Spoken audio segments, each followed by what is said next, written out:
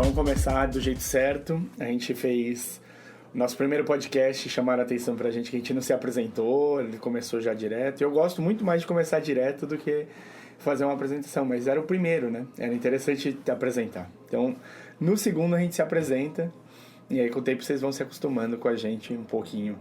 Eu sou o Mário, eu trabalho com produção cultural, fiz cinema, então eu venho mais ou menos desse lado para começar a entrar no podcast. Sempre assisti muita série, sempre fui muito ao cinema, joguei muito videogame, fiz tudo o que era possível, li muito também.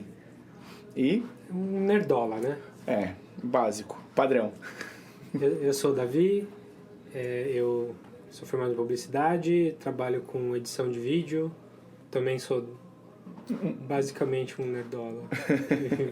Venho de videogames, de cinema e série, etc. já há bastante tempo. E vocês vão descobrir com o tempo que eu sou a parte manteiga dessa relação, a parte mais sentimental, e o Davi é a parte mais técnica, mais apurado, tem um olhar muito melhor que o meu, muito mais preparado para as coisas. Sua faca quente para sua manteiga. Não fale isso. Bom, hoje a gente vai falar de uma série que eu demorei muito para assistir, muito, quero dizer, praticamente 3 anos para começar a assistir, e fora puxões de orelhas constantes dado pelo Davi em mim, e em todos os nossos amigos também, porque quando o Davi gosta de alguma coisa, ele não para de falar que a gente tinha de estar assistindo isso. Ninguém não sabe, né? Não, ninguém não sabe. Se pudesse ter outdoor ainda em São Paulo, ele teria um só para falar assista tal coisa.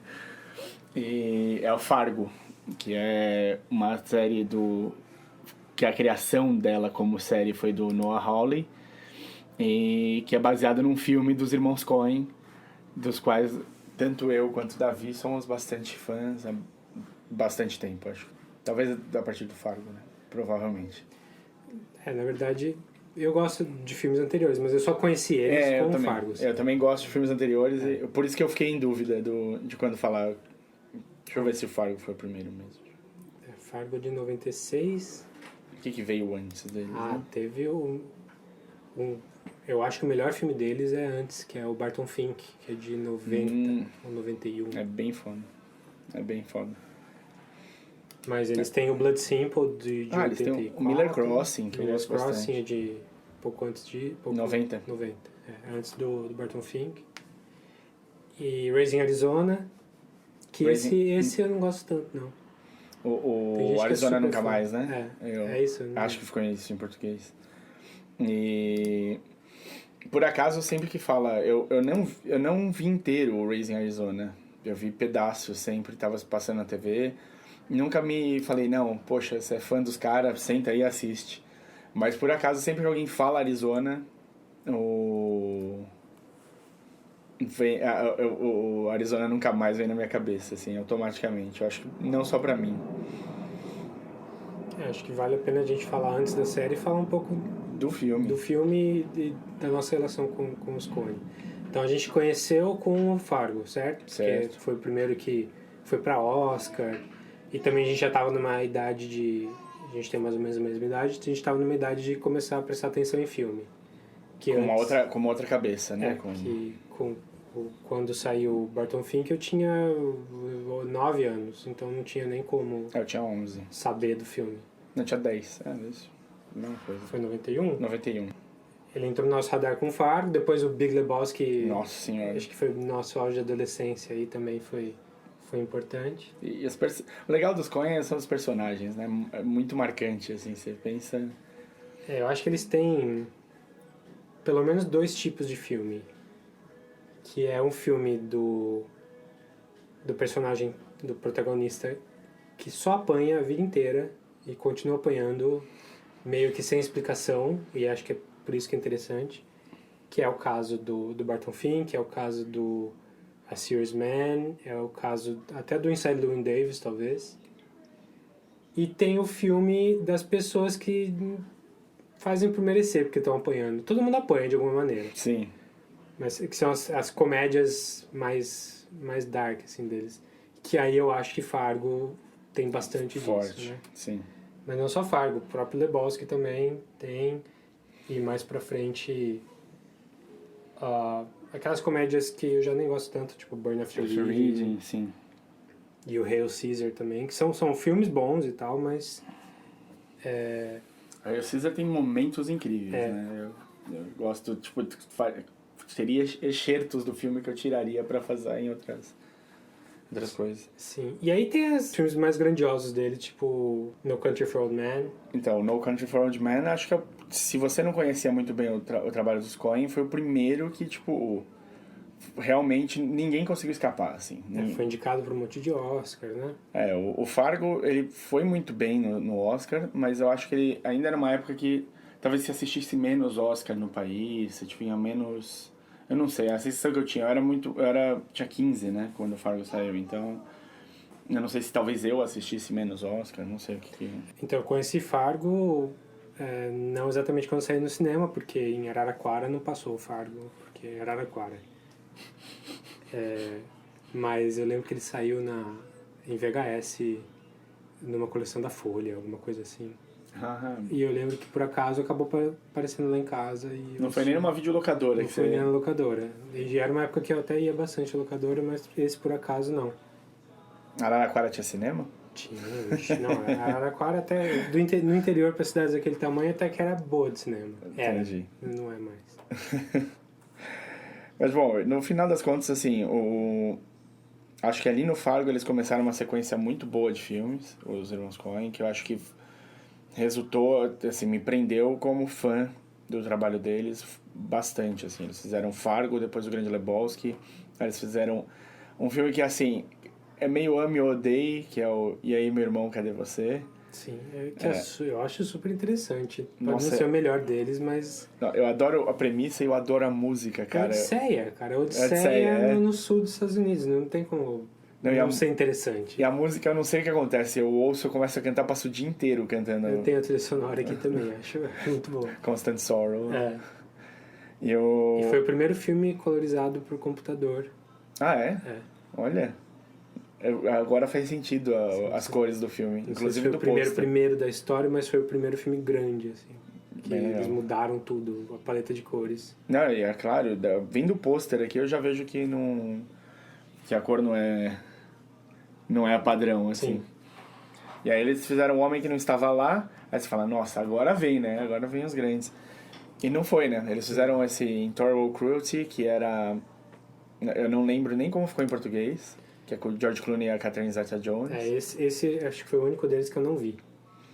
E ele é uma comédia romântica dos Coen, então eu não sei se eles acertaram a mão em cheio, eu não sei se a química pode ter não dado certo. Eu lembro que eu fiquei um pouco chateado quando assisti, assim. Bom, então você não ficou mais feliz com o próximo? Não, Matadores de Velhinha. Lady Killers, que já era um remake de um filme que já não era grande coisa e não ficou muito bom. Então, eles fizeram... O Matadores de Velhinha, eu acho que ele tem uma coisa boa, que é o Tom Hanks. Eu acho que ele tá com uma personalidade muito boa de ver... tipo, você tá acostumado com o Tom Hanks de um jeito, né? Tal. É como... Eu comparo o personagem dele no Matadores de Velhinha com o personagem do Samuel Jackson no Kingsman, que quebra essa expectativa da pessoa. O Tom Hanks é um poço de carisma, mesmo fazendo papéis não muito bons. Né? Difícil ele tá mal no papel. Ele faz filme ruim, tipo Código da Vinci, essas coisas. Ah, sim, mas ele é super gostável, né? Ele é um cara muito carismático. Não é à toa que ele... Que ele é quem ele é, né? Que ele é quem ele é. E aí, depois do Matador de Velhinhas, eles participam no Paris Eu Te Amo e tal, mas o que vai sair mesmo é em 2007 o... No Country for Old Men, né? E aí, a expectativa quanto a eles muda, né? Tipo, eles começam a ser um desses caras que quando faz um filme novo, todo mundo espera pelo menos uma indicação ao Oscar, alguma coisa assim. Eles quebram a expectativa no ano seguinte, do que com Quem Me Depois de Ler. Apesar de um puta elenco estrelado, Brad Pitt, os Campbell e tal, ele é um filme que não é pra Oscar, claramente não é pra Oscar, e ainda assim foi indicado alguma coisa, não foi? Eu não lembro, eu só lembro que eu não gostei do filme mesmo. Ele tá longe, ele é meio Me decepcionou. Intolerable Cruelty, assim, deles. Mas depois veio meu filme preferido, que foi o A Serious Man, que cada vez que eu revejo, eu vejo uma coisa diferente, assim, que é basicamente como o livro, a gente falou no Leftovers, como um dos personagens gosta muito do livro de Jó, e o A Serious Man é a história de Jó. Sim. É um cara que não para de sofrer o tempo todo e ele não sabe o que ele fez, e a gente não sabe o que ele fez, a gente não sabe se ele fez alguma coisa para merecer aquilo, mas ele apanha do começo ao fim do filme. E o filme é um pouco sobre isso, sobre... E também não para, né? Ele apanha do começo até o fim do filme e, tipo, sei lá, eu no lugar dele, na metade do caminho, já tinha falado, se lascar, vai. vai fazer o quê? Exato. É a vida dele. O que eu gosto muito do filme é justamente essa falta de propósito, assim. Então, eu acho que talvez por isso ele não seja um filme pra todo mundo, assim. Não, com certeza não. Eu já Ele apanhei muito por recomendar a Serious Man para as pessoas. Ele não é um cinemão, assim, né? Não vai lá esperando comer um balde de pipoca e sair feliz no final do filme, ou alguma coisa assim. Ele é um filme... É um filme que espera outra coisa de quem tá assistindo, assim. Sim, ele não é um filme cabeça, porque ele é um filme engraçado, você dá risada nele, mas é um humor diferente. Mas acho que no geral, assim, dá pra ver por que os Coen são quem são. Que tipo de coisas que eles têm ali, né? Que tipo de temas que eles usam e o que faz o cinema deles ser tão peculiar. Porque são dois caras e você assiste um filme qualquer deles, você sabe que é Sabe deles. que é dos Coen. Não, totalmente. E eu acho que, sem entrar direto na série ainda, mas eu acho que o Noah Hawley bebeu muito bem da fonte, assim. Mas eu acho que antes de entrar no Noah Hawley e na série, vamos só fechar essa parte dos irmãos Coen, que falta também 3 filmes pra gente falar deles só. Isso que a gente não falou dos primeiros, né? Tudo bem. Um dia a gente faz um só pros irmãos Coen. Olha, dá pra fazer aí. Dá. É o tipo de cineasta que dá pra... Cada um vai ter um top 10 filmes deles diferente, totalmente diferente do outro. Eu gosto muito do Miller's Crossing, por exemplo, que eu vi esperando nada, assim. Falei, nossa, eu achei que era novo, era velho. Tipo, tinha acabado de descobrir os irmãos Coen. Nossa, eu vou assistir esse filme novo deles. E não, era bem anterior. Mas faltou falar ainda do True Grit, que foi logo depois do Serious Man, que era um remake, né? Você tá me contando, eu não vi. É um remake do filme do John Wayne, dos anos 50. Ah, tá. É bom, mas nada demais.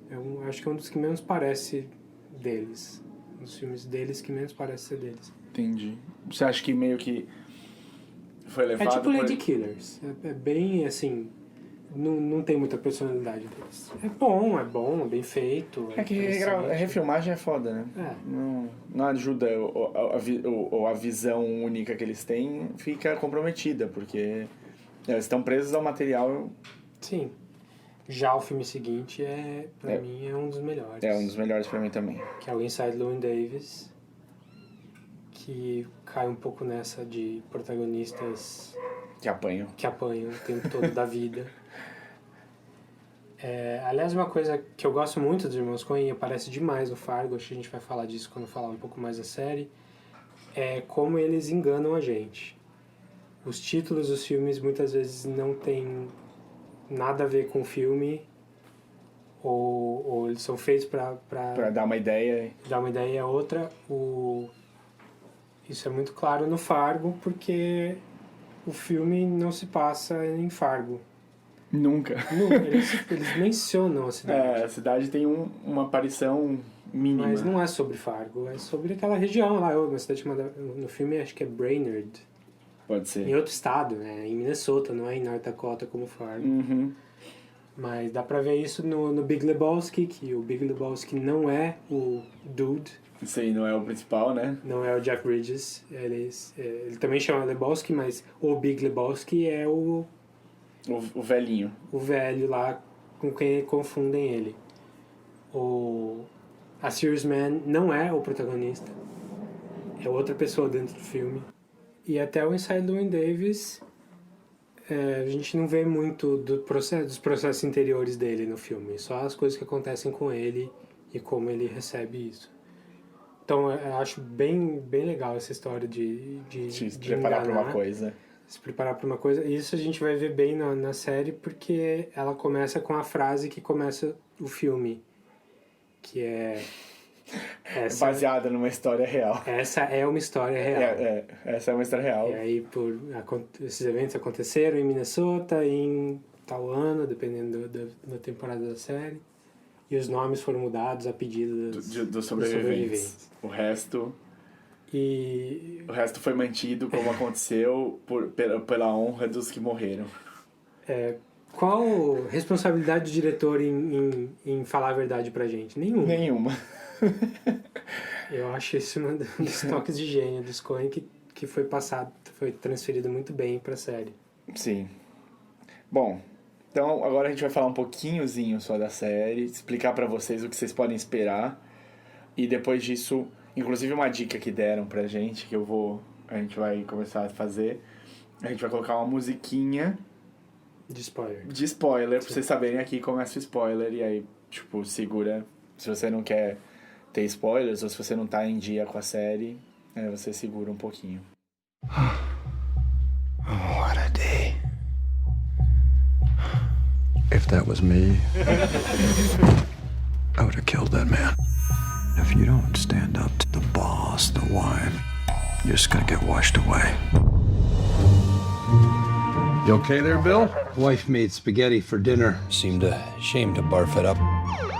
Gambling problem, I heard. You don't say. I heard drugs. I heard he slept with a 13. For Pete's sake, Bob, don't spread rumors. No, it was gambling.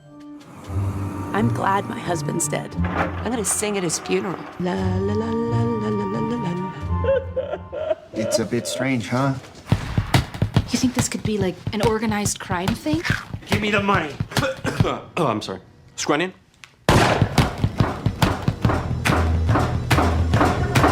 I didn't do nothing. I just got home. Fargo, an FX original series. Bom, o que dá pra gente falar da série? Bom, dá pra falar que quem ia imaginar que uma série baseada num filme de 15, 20 anos atrás ia fazer algum sentido. Ia ser tão boa, né? Então, porque realmente... E o FX apostou bem nessa série, dando pra um cara totalmente desconhecido, que não tinha nenhum crédito relevante antes. Sim. Nunca tinha tocado nenhuma série e nem escrito nada muito importante. Tinha feito Bones, né? A gente chegou a... Tinha feito Bones, E que isso. não é uma série high profile, né? Não é uma série... Não é das maiores séries que tem. E ele não era nem o showrunner, né? acho que ele era só um escritor. produtores executivos, uns roteiristas. Então o FX apostou logo, foi em 2014 que a série saiu, né? Então 2013 aí que eles estavam desenvolvendo isso, numa época em que o FX estava começando a ganhar bastante notoriedade com séries mais ousadas, como Louie, Verdade. o The Americans. Eu acho que ainda não tinha começado, ou tinha acabado de começar. Então é um canal que apostou grande em algumas coisas e está colhendo Ótimos frutos nos últimos anos. Hein? E o FX é da Fox, né? O FX é da Fox, sim. É incrível que tem essa... Porque a Fox, ela joga no garantido ali, né? Tipo, o FX tá indo num... Eles contrataram um cara que era da HBO, um dos grandões da HBO, um dos responsáveis por tudo que a gente tem nos últimos 20 anos de TV aí, que é o John Landgraf, que era produtor da HBO, e tem a mão dele no Sopranos, tem a mão dele em toda aquela era de ouro da HBO, lá do começo dos anos 2000. Sex and the City, você tá falando? Eu acho que até no Sex and the City. não tiro mérito, não. Não, também não. Ao contrário. Então, o FX contratou ele... Eu não tenho as datas certas, mas foi no final dos 2010, 11, sei lá. E ele começou a mostrar trabalho ousando. Tipo, colocando Lu e colocando um monte de gente que não era nada garantido. E tá dando muito certo, né? Sim. Por acaso não, porque o cara é bom mesmo, mas Fargo pegou a essência dos Coen como não se via em muito tempo. Eles pegaram não só o filme Fargo, mas ele pegou uma mistura de vários filmes. O jeito de contar a história dos Coen, O jeito de contar a história, a voz, os temas, e nada muito forçado, nada como paródia. Ele captou a voz dos Coen do jeito dele e de um jeito que fica interessante em todas as temporadas. Sim. As temporadas não tem nem a ver... Tem ligações. Tem uma ligação mínima, mas é legal como ficou bom, como que a aposta deu certo aí. Sim, não. Ficou histórias relevantes, bem contadas, personagens muito bons. Que filmes que você vê na primeira temporada do Fargo, dos irmãos Coen, além do Fargo? Do Fargo em si.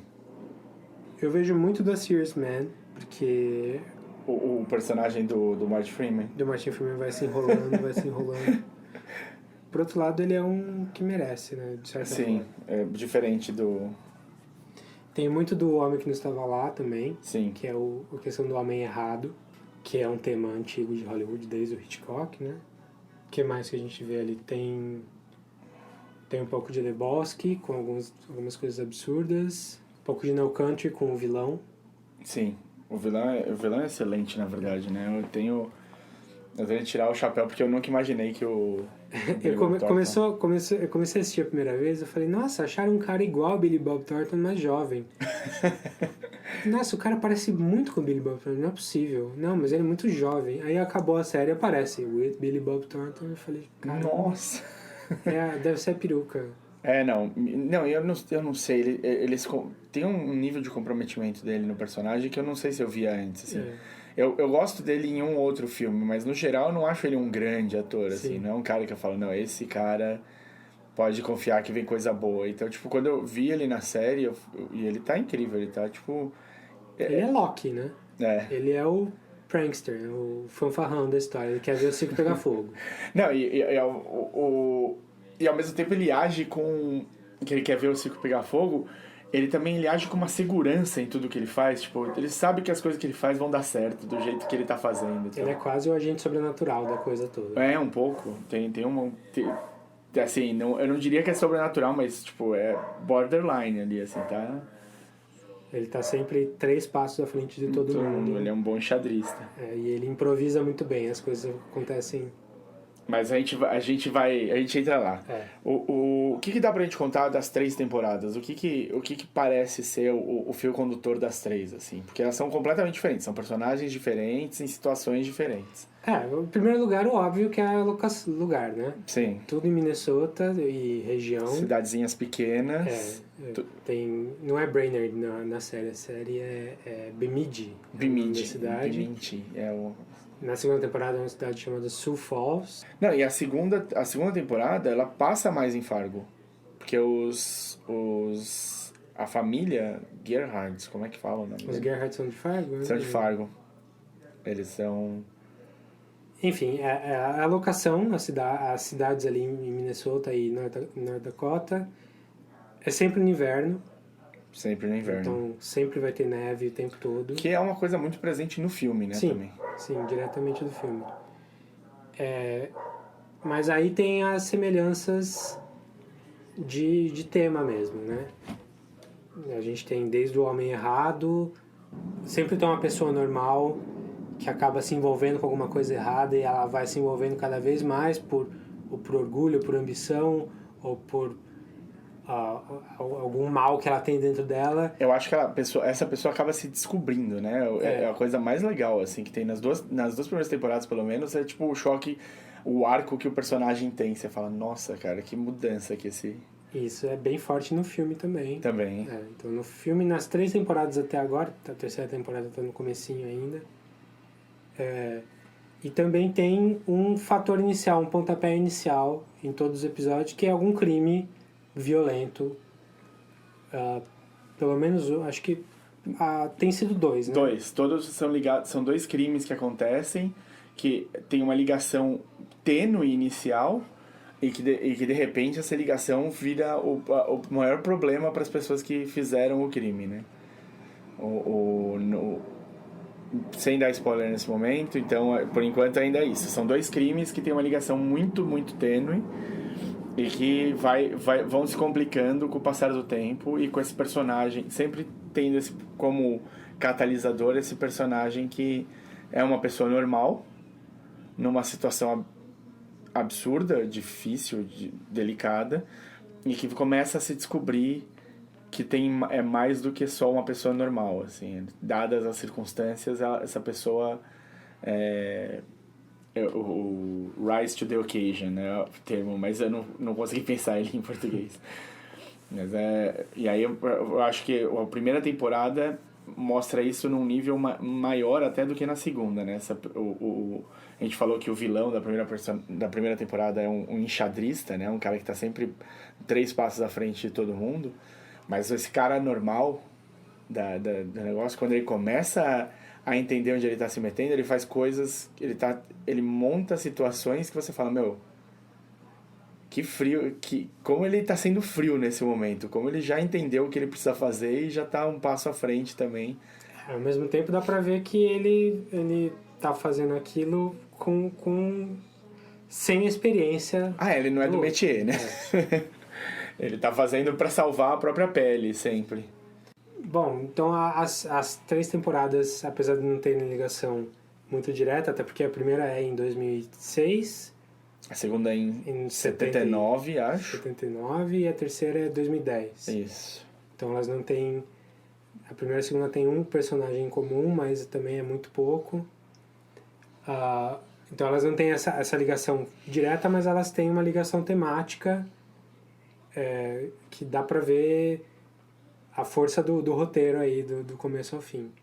Por que ela é uma série que vale a pena assistir pra quem não viu? Roteiro é bom. O roteiro é excelente. O elenco é ridículo. O casting que eles conseguiram para essa série é impressionante, porque é gente muito grande de cinema. Na primeira temporada tem o Billy Bob Thornton, o Martin Freeman. Martin Freeman, que é, para quem não lembra de nome, é o Bilbo no Hobbit. E o Watson na série do Sherlock. Ele também tá dentro do universo cinematográfico da Marvel. Já apareceu em 2 filmes, se eu não me engano. Então... Ele tá no Guia do Mochileiro das Galáxias. Sim, Arthur Dent. O Arthur Dent. Ele é um cara muito grande, que apesar de muita gente não conhecer pelo nome, assim, todo mundo reconhece, sabe? Já viu alguma coisa com ele. Tem uma cara fofinha. Na primeira temporada ainda tem o Bob Odenkirk fazendo o chefe de polícia. Tem o Key and Peele, que são 2 comediantes. Que quando eu vi na série, cara, como eu fiquei feliz. Falei, nossa, melhor escolha, como assim? Tem o irmão do Tom Hanks, né? O Colin Hanks. A Alison Tolman, que é meio que a protagonista, faz o lugar da Marge Gunderson no primeiro filme, que é policial, chefe de... Sim, ela mesma, ela tá ótima. Tem a Kate Walsh, pra quem gostava de Grey's Anatomy, conhece ela como a Dr. Addison, que era a primeira mulher do Shepard. E depois ela tem um spin-off só dela, né, o Private Practice, de tanto que a personagem cresceu. Isso só na primeira temporada. Tem o Kit Carradine, que é irmão do David Carradine. Sim, e tá a temporada inteira, é o pai, né? E mais um monte de gente que você vai falar, acho que eu já vi esse cara em algum lugar. A segunda temporada... Segunda temporada, então, tem muito mais gente famosa. Bom, começa pelos principais, né? Kristen Dunst e o Patrick Wilson. E aí tem... Ted Danson também. Ted Danson tá lá. Jean Smart. A Jean Smart, eu não conhecia ela antes, né? É mesmo? Ela é bem... Eu acho que assim, eu lembro ela... Bom, obviamente, pra quem acompanhou Legion, ela tá no Legion, né? Ela tem ela também tava no Garden State, o filme do... tá no Garden State. O filme do Zach Braff.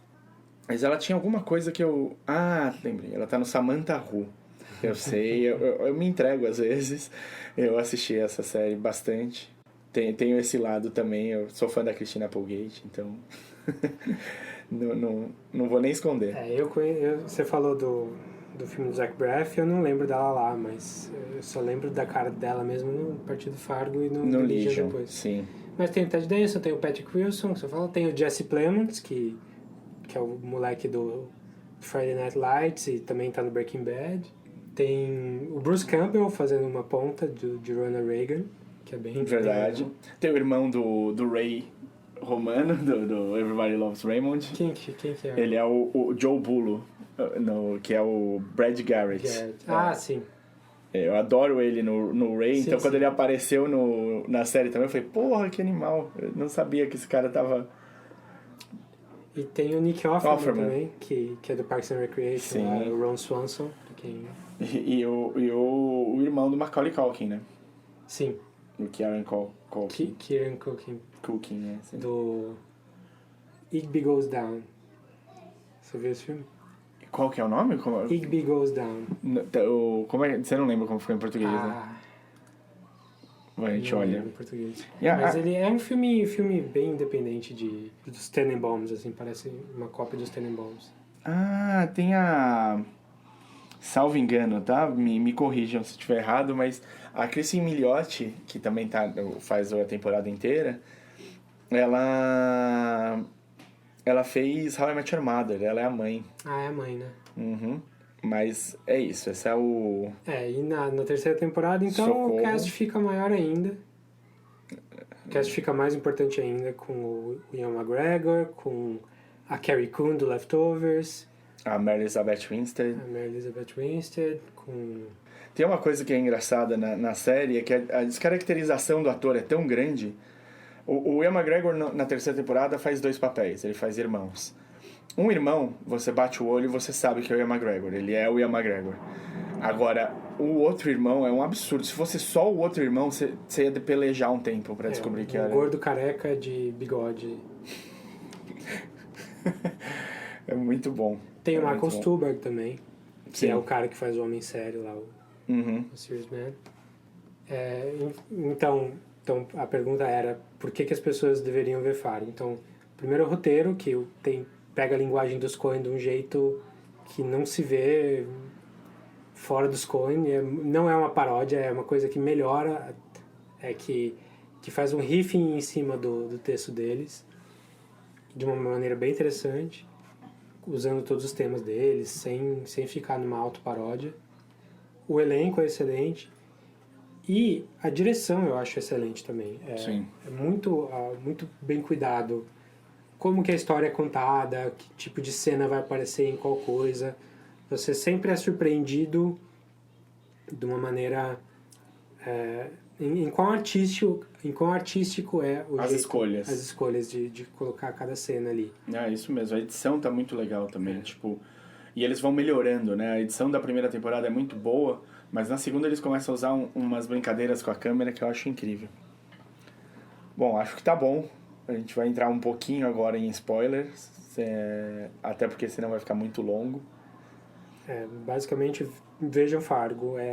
Pra mim é a melhor série que tá no ar. Melhor até do que o Leftovers, que a gente falou que eu adoro, mas Fargo é uma série que eu acho muito mais interessante de ver, assim, mais divertido. Não, sem dúvida. Eles têm um quê de comédia que não dá pra você tirar do... É um humor negro, mas é muito bem construído. Não é espalhafatoso. Então, basicamente, vejam Fargo. Maravilha. Então, musiquinha.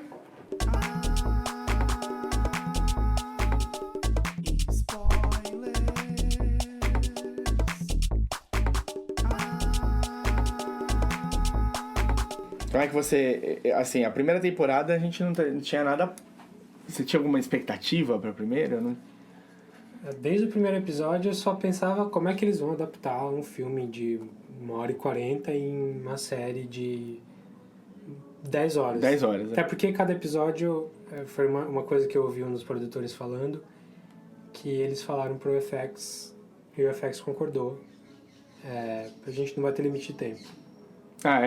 Então não é uma série de 42 minutos como toda série de mais quadradinha tem. Então o primeiro episódio tem 1h15, os outros tem 55, 62 minutos. Uhum. Então se vira FX pra fazer a grade funcionar. Esses caras toparam, que é ótimo. Mas O que eu fiquei pensando desde o primeiro episódio é como é que eles iam fazer essa adaptação, e dá pra ver logo no primeiro todos os elementos do filme. Sim. E de outras coisas dos Coen, né? E a Molly, a personagem principal feminina provavelmente, assim, ela são 3 players, né? A primeira temporada. É o personagem Martin Freeman, o Lester. Eu vou ter dificuldades, eu vou olhar toda hora, porque os nomes não colaboram. O Nygaard. Lester Nygaard. O Malvo...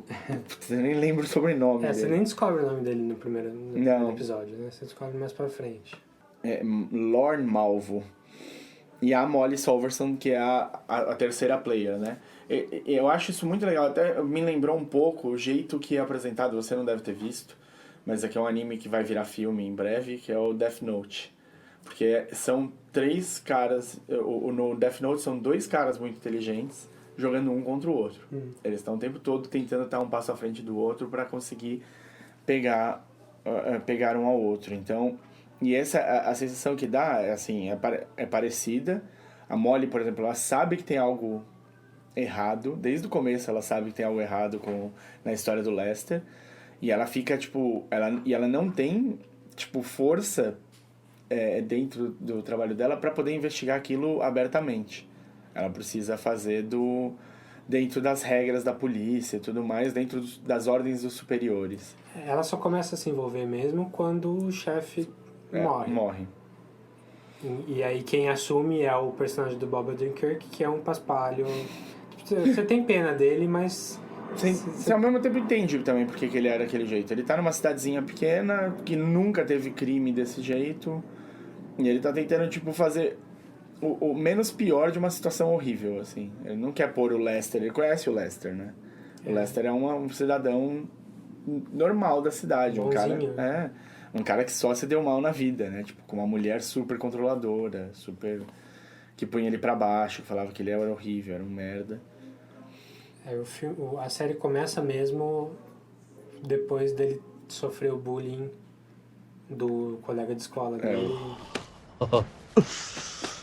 Hey, you remember the story I told you of the boy I put in the oil drum and rolled onto the highway? Is that him, Dad? Yeah, Dad, is that him? Oh, you betcha. Yeah. Well, I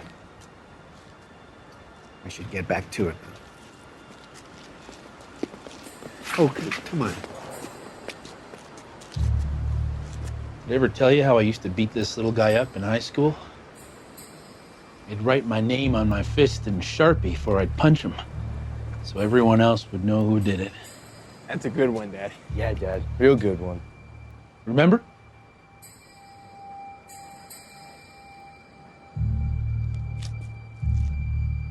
Yeah, it's a long time ago.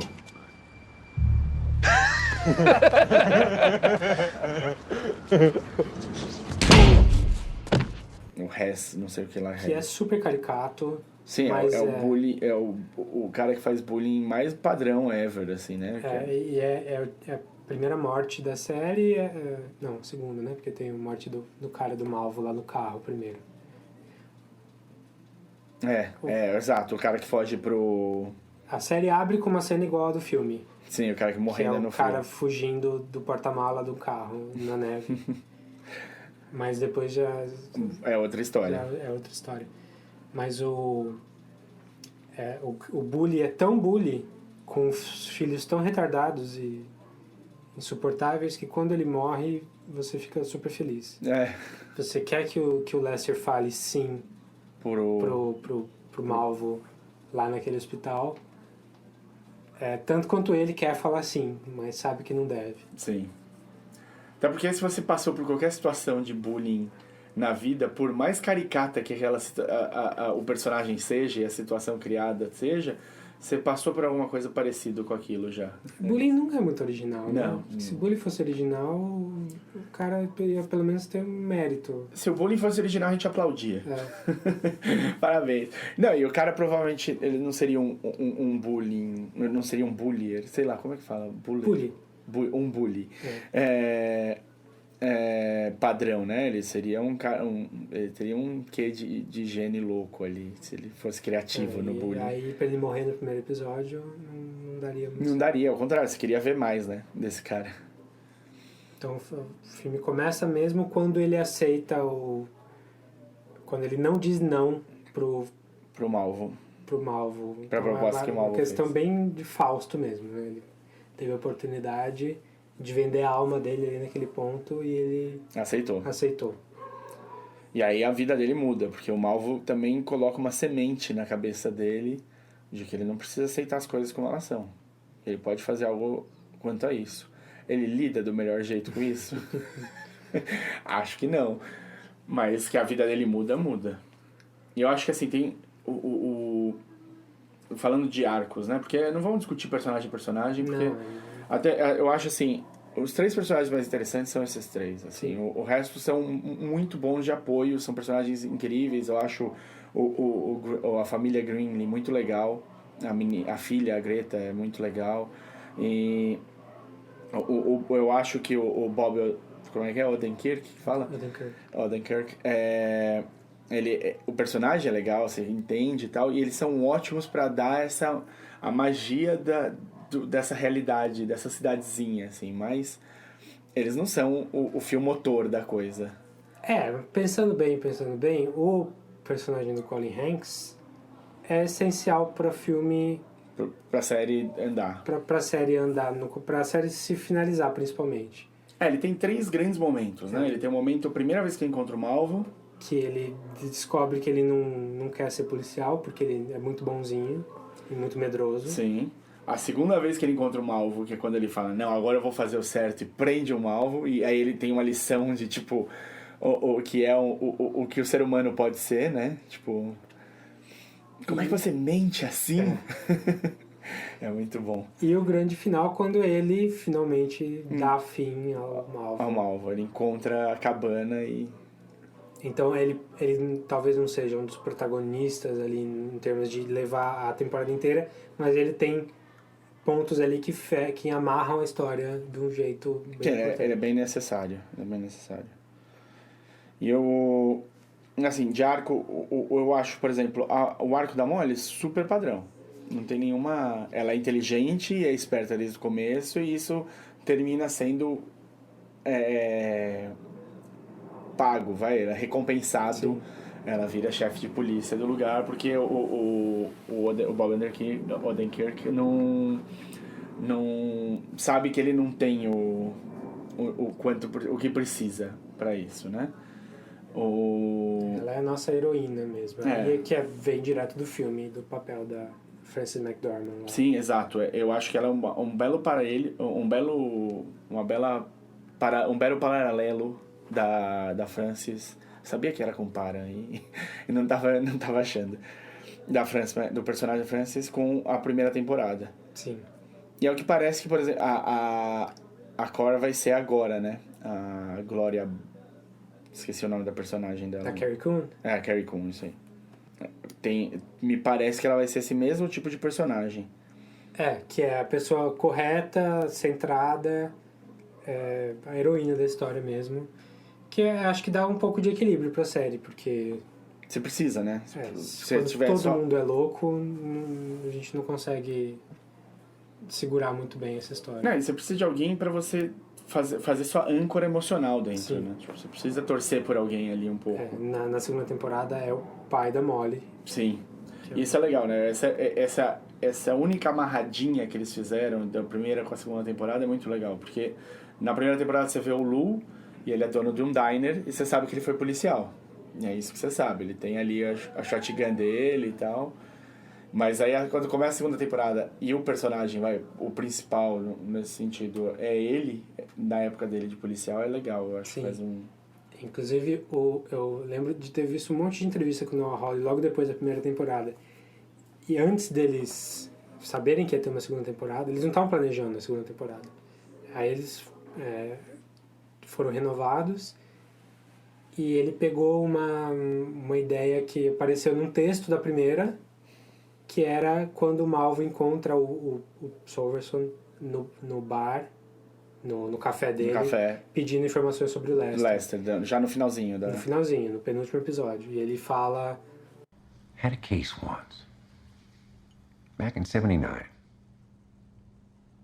I'd tell you the details, but it'd sound like I made them up.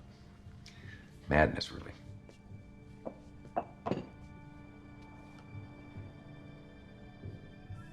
Bodies? Yes, sir. One after another. Probably, if you stacked them high, could have climbed to the second floor. Yeah. I saw something that year I ain't ever seen, before or since. I'd call it animal. Except, animals only kill for food. This was...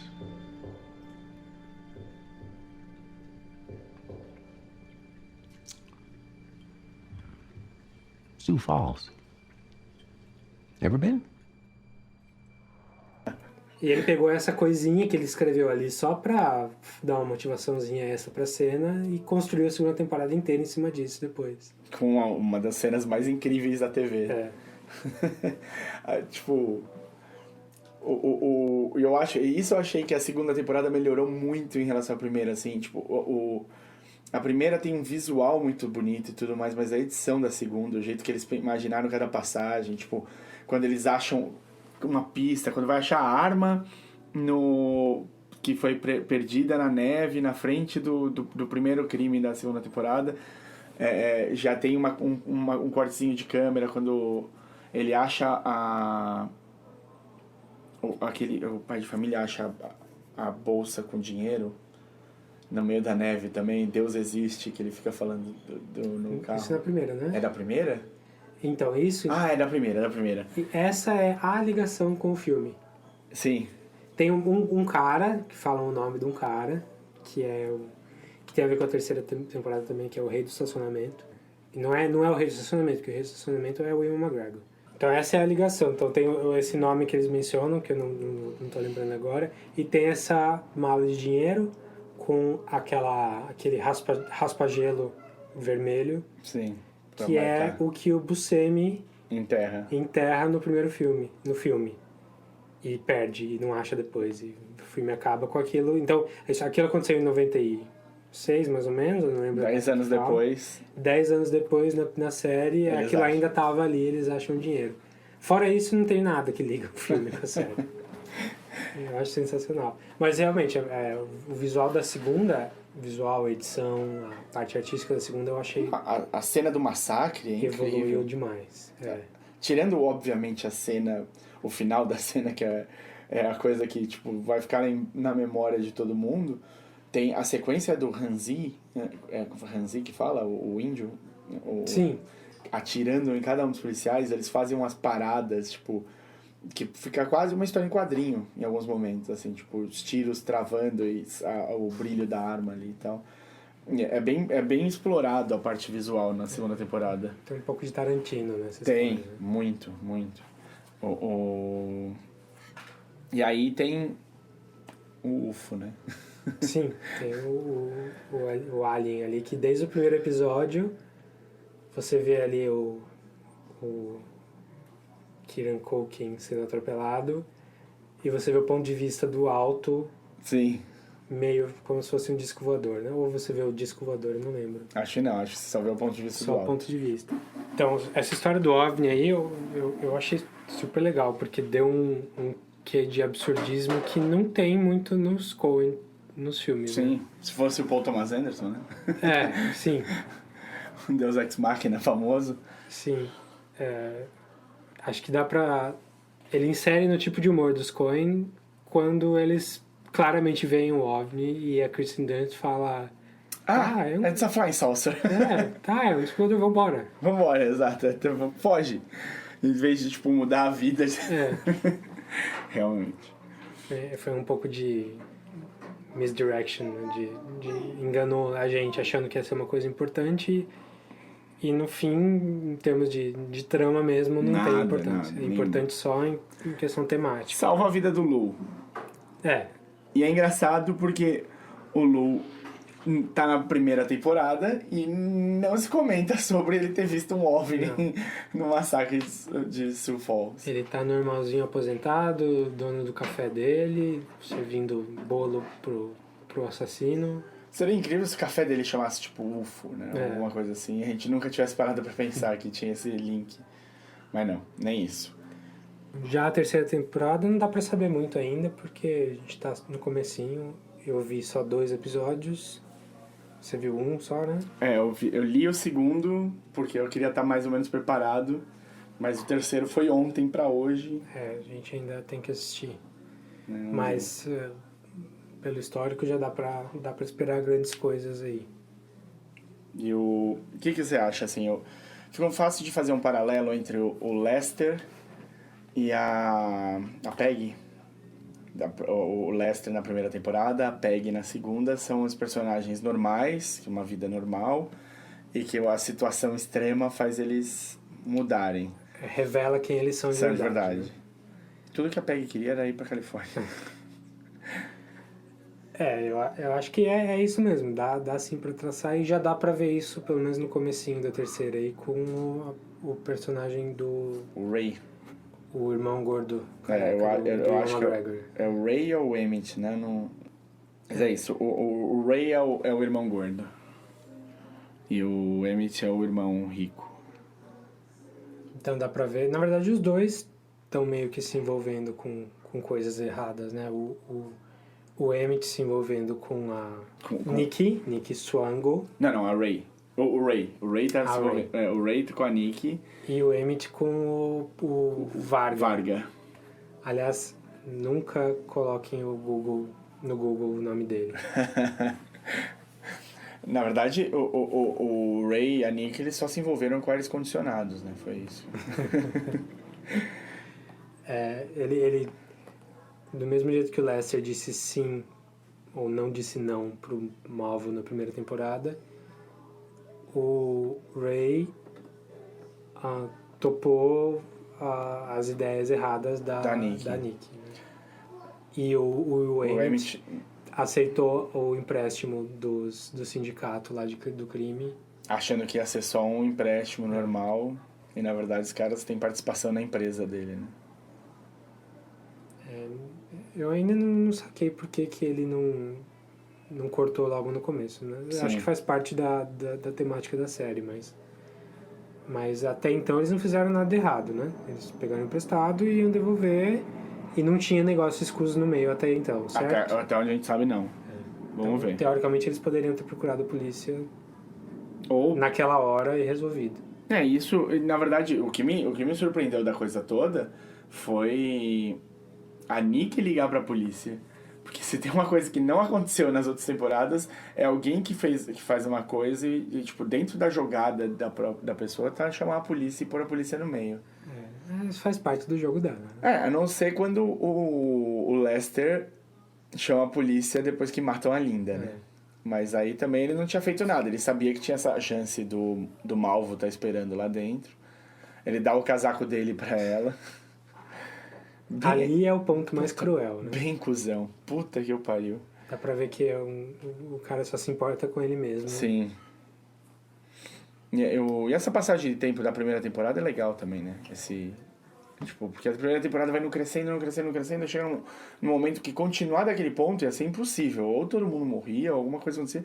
Que é o tiroteio na neve, na nevasca. Exato. Meu Deus do céu, aquele tiroteio. Sensacional. Eu acho que é o melhor episódio da primeira temporada, aquele lá. O penúltimo também que é o do elevador. Nossa. Mas é porque... E aí é legal, porque o personagem do Malvo e do Lester são muito bem construídos, assim. Então, Tanto que começa esse penúltimo episódio com esse pulo de tempo em que o Malvo tá ali de cabelo branco, dentista, falando de coisas de dentista. Que ele tá falando com o cara que faz o Milton no Office Space, que é um personagem, que é um ator que tá em tudo quanto é série boa e filme bom também. Como ficou o nome do Office Space em português, você lembra? Ah, é um nome ridículo, tipo... Quero matar meu chefe, mas não é. É tipo isso, É. Como enlouquecer seu chefe. Boa. Tem tudo a ver com a história do Não filme. É Mike Judge, né? Mike Judge. Que tá fazendo um ótimo trabalho no Silicon Valley agora também. Sim, é uma que a gente pode entrar depois também. Essa tá mais fácil. Sim, é curta também. Sim. Meia horinha só. Mas o... Então mudou bastante ali quando ele teve aquele pulo temporal, porque tinha muita coisa acontecendo. Foi um jeito legal dele quebrar a história em duas partes. E começar de novo e já começar no alto, que já começa com o tiroteio no elevador, pra história ter o desfecho mesmo. Sim. E agora que eu parei pra pensar, assim, sobre esses paralelos de temporada, eu percebi que, tipo, o tiroteio na neve da primeira temporada e o massacre de Sioux Falls são tipo, os grandes... O pico da ação e da tensão que tá rolando na série até aquele momento, assim. Depois eles começam a programar o encerramento a partir daquela cena. Precisa ter essa cena que é a catarse da temporada. E ainda não é o final, né? Tá Não, ali, não. É final do segundo ato, assim, antes de começar o terceiro ato. Sim. Pra finalizar as coisas. A Então é conclusão. uma história muito bem construída, né? Dá pra ver... São boas histórias. E dá pra ver, de novo, dá pra ver a mão do cara em todos os episódios. E que acerto, né? Que acerto dar uma série pro Noah Hawley, assim. Uma coisa que chama muita atenção na série também, em todas as temporadas, é a música, né? Eles usam a música do filme, que é aquela música orquestrada, grandona, pesada, dramática.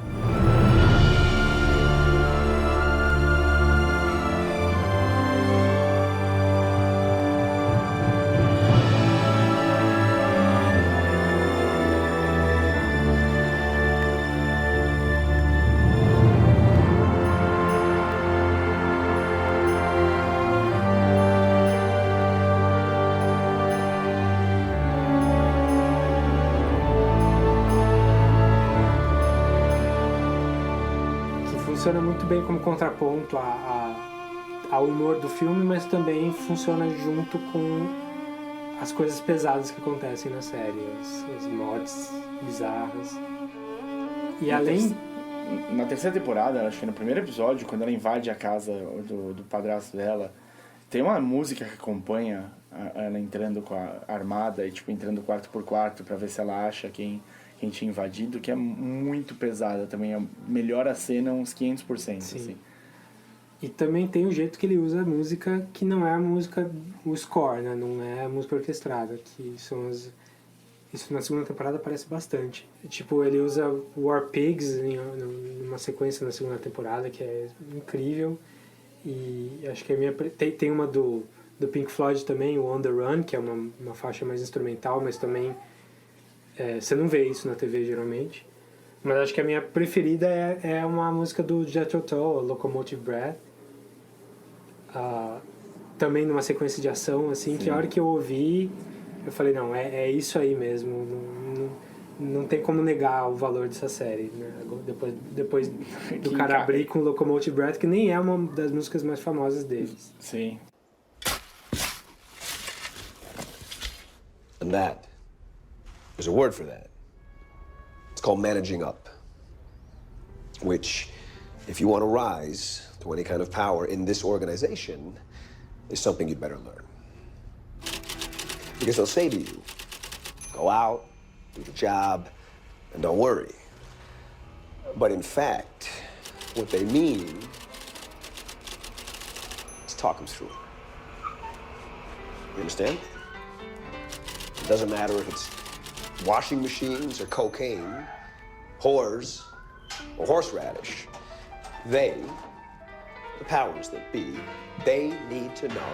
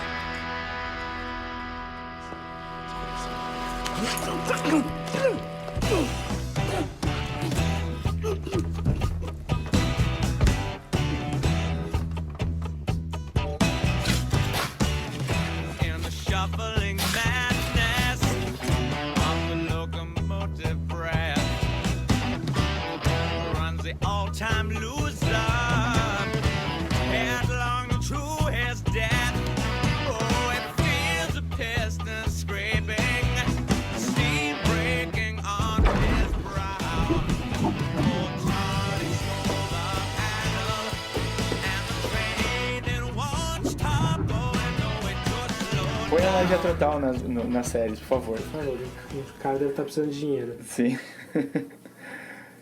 Então, e o cara é bom nisso. Dá pra ver que o cara é bom nisso porque no Legion também tem. Não, eu não quero nem entrar nesse mérito porque... A gente vai falar mais de Legion em algum momento. Em algum momento. Foi o primeiro podcast que a gente gravou e foi logo antes do último episódio da temporada. Então a gente achou que era justo fazer direito, gravar o Legion do jeito que ele merece, com a temporada fechada, pra poder falar de tudo bonitinho. Então a gente vai regravar isso daí eventualmente, porque merece. A série é muito boa também. Sim. E aí a gente fala mais do Noah Hawley também, porque, né, esse podcast ficou centrado muito no trabalho dos Coen, e a gente tratou um pouco do Noah Hawley, mas a gente não foi a fundo. Ele merece um carinho especial também, porque... É um cara que apareceu há pouco tempo, mas ele apareceu só acertando, só fazendo coisa boa. Mal te conheço, mas já te adoro, né? Sim. Então, sim, e essa... A escolha do visual que ele faz no Fargo, a escolha de música que ele faz para casar com as cenas, o roteiro, os personagens, os nomes dos personagens, tudo isso pesa muito. O visual agrega muito para o conceito completo da série, assim. Então... tem mais um detalhezinho que eu tava lembrando aqui, que eu também gosto demais da série toda, que são os nomes dos episódios. Eles geralmente têm a ver com algum conceito filosófico ou matemático ou alguma coisa meio relativamente intelectual. Então, o primeiro episódio da primeira temporada é The Crocodile's Dilemma, o dilema do crocodilo. Aí tem The Rooster Prince, tem Who Shaves the Barber, que é um conceito de filosofia lembrando um pouco de cabeça aí, é uma brincadeirinha que numa cidade tem um barbeiro que faz a barba de todas as pessoas na cidade. Mas quem faz a barba do barbeiro? E sempre tem um conceito, tem a Fox, a Rabbit and a Cabbage. Sim. Que é aquela brincadeirinha de lógica de você precisar atravessar um rio com... Nesse caso, eu conhecia com a raposa, a galinha e o milho. Então, a gente não usa tanto cabbage aqui quanto eles lá. Mas eu gosto muito da resposta que aparece no episódio. Como a gente tá em spoilers, acho que dá pra lembrar. O Key and Peele... Os policiais, o Butch e os agentes do FBI estão lá deitados no chão falando, e um deles lembra dessa historinha de lógica e fala: A man has a fox, a rabbit and a cabbage. What man? Any man. A man. Colonel Sanders? Why would George W. Bush have a fox and a rabbit and a cabbage? Just listen.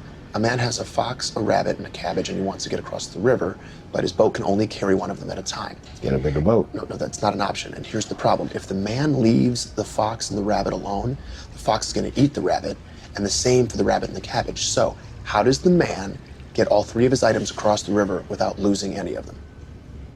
Butcher ducking. Oh, what's that now? Stuffs the cabbage in the rabbit and the fox, and he eats all of them. That's not the answer. It's an answer. Eu achei uma ótima resposta para quebrar a lógica da coisa. Vamos esclarecer então. A resposta pro joguinho o problema é o seguinte: você tem a raposa, coelho e o repolho, e você tá de um lado do rio, você tem que atravessar pro outro lado do rio com todo mundo, mas você só pode levar 2 de cada vez no barco. Um por vez. É um por vez no barco. Um por vez no barco. E aí, assim, se você deixar a raposa e o coelho, a raposa come o coelho. Se você deixar o coelho e o repolho, o coelho come o repolho. Então, só se você levar o coelho... Então, a resposta é... Primeiro, leva o coelho. Volta sem ninguém. Pega a raposa. Leva a raposa. Volta com o coelho. Deixa o coelho e leva o repolho. Aí volta sem ninguém.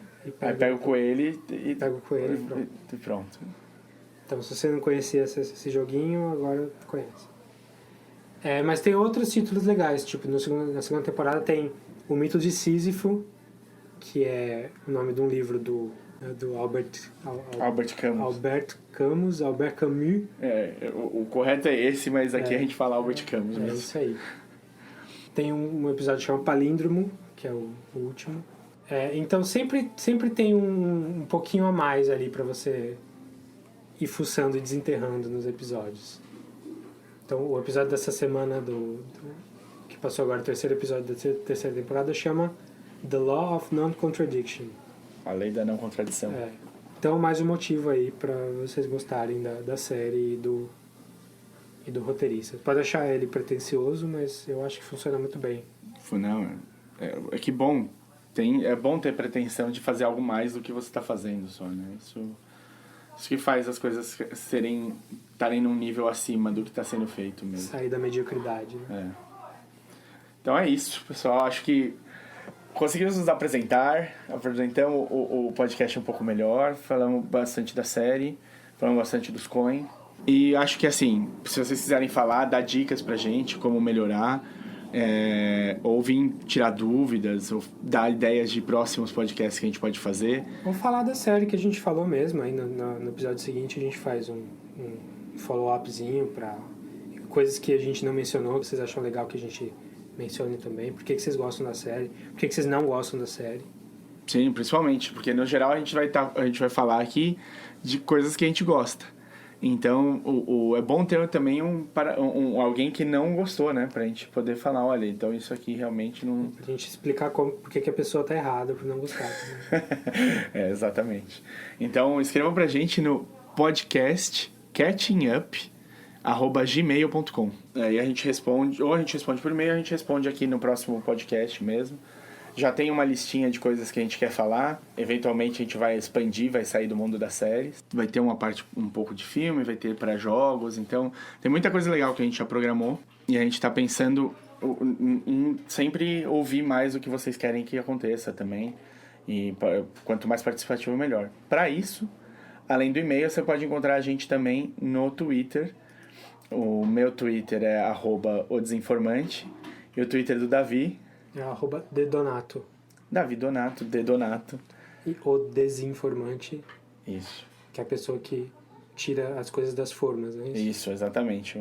Eu ajudo confeiteiro. Então, se vocês quiserem também, procurem a gente no Twitter, que a gente vai estar lá para responder, para conversar, falar mais das séries, falar das próximas que a gente quer fazer e ouvir dicas que vocês tenham, coisas que vocês gostariam que a gente falasse. Então é isso.